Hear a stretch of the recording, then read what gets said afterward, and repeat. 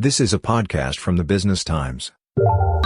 Welcome to Money Hacks. In this episode, learn why critical illness coverage is like insurance for your income and how essential it is. This episode is brought to you by Great Eastern. The talk of the town is obviously inflation these days, and healthcare costs haven't been spared its onslaught either. Thing is though, healthcare costs have been rising steadily for a long time, and its rate of increase has become worrying. According to national data, from 2001 to 2021, the cost of healthcare increased by 54.8%, and the average healthcare inflation rate was 2.21%. I'd be lying if I said it didn't bother me that everything costs so much, but imagine if you no longer had the ability to provide for your family or yourself. That'd be so much worse. Enter critical illness insurance. An LIA survey found that the average Singaporean has a critical illness insurance gap of $256,000, essentially the estimated lost earnings from having to take time off work to recover from an illness. Welcome to Money Hacks, a podcast series by the Business Times, where we explore useful financial tips to help you on your money managing and wealth growing journey. I'm your host, Howie Lim. Good thing we have some help. Colin Chan is the Managing Director of Group Marketing at Great Eastern. He'll be talking us through critical illness coverage and why it is, well, critical.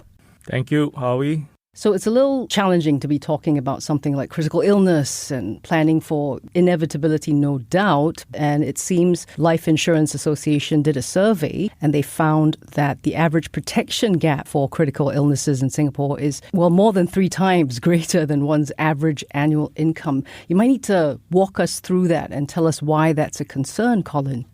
Yes, Howie. The LIA protection gap study happens every now and then, and this result is from the most recent survey. In that study, on the critical illness portion, they actually recommend that someone should have about 3.94 times of their annual income for critical illness protection as a lump sum cash payment. That is what they deem as adequate in terms of protection that they need. So when the study says there's a shortfall, we also look at the average coverage that an average consumer has, and that's about 0.7 times. So that leaves a gap of 0.7 times? Yeah, 0.7 times of their annual income. So for example, if they have income of $50,000, the average coverage that someone would have is $35,000.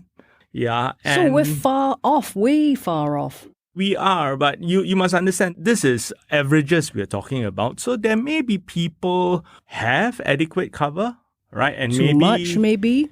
I would be highly surprised if it is too much. Okay. But adequate, so maybe they may have 2.5 times. But there is likely a significant proportion of people who may have very little or no cover at all. The thing is, when one gets critical illness, the focus of the person, the patient in that instance, would be on recovery, right? We want to make sure that there's that focus and no distraction from that. But for that, sometimes it requires the person to maybe take some time off work, and that could lead to potential loss of income. And we did a survey a couple of years ago, and that revealed that about 40% of those people who were afflicted with a critical illness had a loss of income of at least 12 months. I guess having enough financial resources at that point in time gives you the choice to, say, maybe take a little bit of time off to focus on recovery so that your other expenses, lifestyle, family commitments don't get challenged in that situation. Here's the thing, though. Critical illness, health insurance, they're all sort of things that people don't think about, don't think they need, don't really want it. It's all part of these myths and misconceptions that people have. So, for example, I'm really young, I don't need health insurance. I'll never get sick, I don't need health insurance. I have MediShield, why would I need critical illness coverage now is what you're telling me I should get, Colin. Talk to us about some of these myths and misconceptions that people still have. In recent times, it's always been, they're expensive. Thanks for that question, Howie. There are myths and misconceptions, I would say. I can think of 3. First one, I'm too young. I don't need to buy a CI plan now. And I also don't have any dependents. Well, the reality is CI does strike people of any age, right? And we have enough stats from the Cancer Society or Cancer Center to show that. But I think people are not really swayed just by statistics. The reality is you probably come to know of someone in your circle of friends or your family who may have had a critical illness, a cancer, or some other serious condition when they were younger, and sometimes even children. So critical illness does strike anyone, and all of us would hope that it wouldn't be us, but that's what insurance is about. Whilst we always feel that it may not be us, the fact is when that strikes, the coverage that comes in at that point in time will come in handy. Right? The other part about not having dependents, especially for the younger people, they will feel, I don't have a family, I don't have dependents, so it's not important for me. But the point that I would like to remind all of us is that when an illness strikes, and if it is something serious, whilst we may not have dependents, we also do not want to be a dependent on others and perhaps affect the resources of the larger family finances. So I think that's important because critical illness is something for the living. I think you bring up a good point, Colin, that all of us might have known somebody or has somebody close to us who might have been afflicted with some critical illness.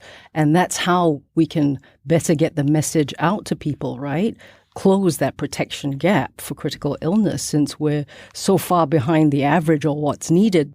This is how we get the message across, right? Yes, I think so. And in those cases, if you understand what the person and the person's immediate family or close circle has undergone in that situation, you probably appreciate the value of having insurance cover. Another myth that you also sort of highlighted, which I think may be a bit of a misconception, is that, I already have my hospitalization plan, my Shield plan, so I don't need a CI plan. Well, the Shield plan and hospitalization plan serves different purpose, and both of them are important components if you want a comprehensive healthcare financial plan. The hospitalization plan will cover all the admissible hospital expenses, including treatments. But when someone is affected by critical illness, there is a possibility that the person may want the option to take some time off work. So there's a loss of income. There's a possibility that the person might want to say, actually, I may want to try this alternate treatments. I want to have some additional supplements, some additional tonics, and family visiting, which may not be just covered by your hospitalization plan. So having a hospitalization plan is good, is essential, and having the critical illness there gives the person the option to make more choices in terms of how they want to be treated and in the process of recovery. Still to come, how affordable is critical illness coverage?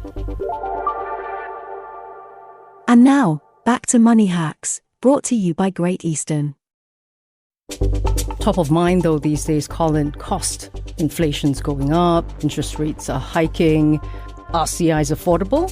Well, the fact that there's inflation and costs going up, that further exacerbates the issue of not having sufficient funds when something unfortunate happens, right? Like CI. Healthcare treatment costs is going up. The cost of living generally is going up, and all the supplementary costs around the recovery would also go up. So perhaps it is even more important to have enough supplementary funding when critical illness strikes. Hey, but is it expensive, critical illness plans? In the market, we have different plans which would be suited for different people and to suit your different needs and budgets in some sense. For example, for a coverage of $100,000, someone aged 25 may pay as low as about $20 a month for that coverage. You can find plans which are affordable and compelling and won't really be such a burden on your pocket. And there are different structures which you can choose which may be more suitable if you're younger or older. Here's the thing though, Colin, CIs aren't new critical illness coverage. They've been around some time. And as more research is being done into this space, are there gaps? What about pre-existing condition coverage? Yes, there are things which any insurance may or may not cover, for example, pre-existing. But on the point of where critical illness cover is, I think critical illness cover has been in our market for many years, right? And over that period of time, it has evolved and continues to evolve. There are plans which are available which are very comprehensive. When critical illness was first introduced, it was covering maybe a couple of illnesses. Now, in Great Eastern, we have up to 53 different critical illnesses which is covered. But there are also plans which cover the top 3 critical illnesses like stroke, heart attack, cancer. Those are the illnesses which are most commonly seen. And we also have coverage for illnesses at a very critical late stage. That's when critical illness first came about. In the recent years, we have plans which cover early stages, intermediate stages, all stages, and also multiple stages as well as multiple cover. And that we found to be something which people appreciate, because for those people who have been afflicted with a critical illness, and more of them are not that old, young, maybe below 45, they still have a whole lifetime ahead of them.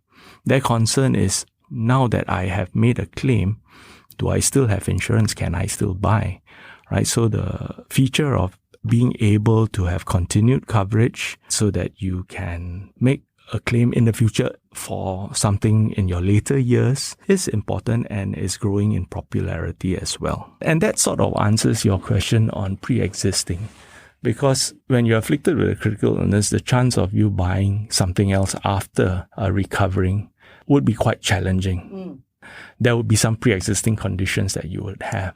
If you have a plan which covers multiple incidents, it is already all built in. You don't have to worry about the fact that, I've suffered from something and am I still allowed to buy any more insurance?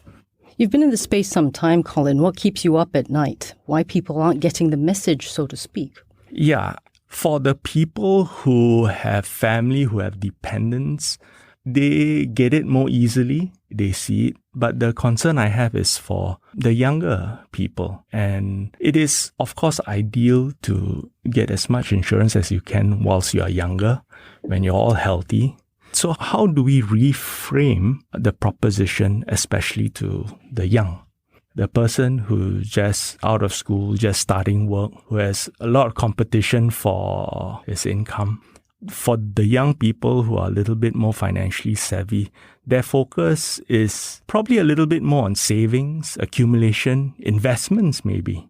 These consumers, rightly so, want to build their wealth for the long term. They are prepared to take more risks in view of the longer time horizon that they need. For these people, having adequate insurance actually ensures that they don't need to dip into these investments, don't need to liquidate their assets at the wrong time.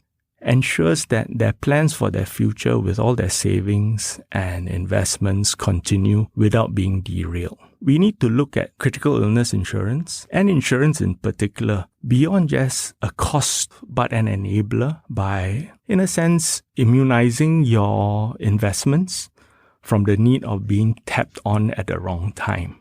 Looking at it from that lens, a lot more people will realize that it's an essential part of their overall financial planning. And then maybe people will be more open to listening to find out how much their gaps are and really to close their gaps. Yeah, I like that. Health insurance for your income. That's right. The worst thing that can happen is after you have gone through a bout of illness and you manage to recover, but liquidate a lot of your assets, and then the life forward, how is that going to be affected? So something like this will help ensure that all your plans and your aspirations are not derailed just because of something which is curable, actually. I wish we had more time, Colin. Thank you so much for sharing your insights and advice with us today. Thank you, Howie. Colin Chan is Managing Director for Group Marketing at Great Eastern. Thanks for joining us today on Money Hacks. From the Business Times, I'm Howie Lim. Till next time. This episode of Money Hacks was brought to you by Great Eastern. That was a podcast from the Business Times. Send your feedback to podcast@sph.com.sg. Find us on Apple, Spotify, Google Podcast or, via the Google Voice Assistant Amazon-enabled devices. For more podcasts by The Straits Times, The Business Times, and Money FM 89.3, you can also download the Audio by SPH app. That's AWEDIO. This podcast is meant to provide general information only. SPH Media accepts no liability for loss arising from any reliance on the podcast or use of third parties' products and services. Please consult professional advisors for independent advice.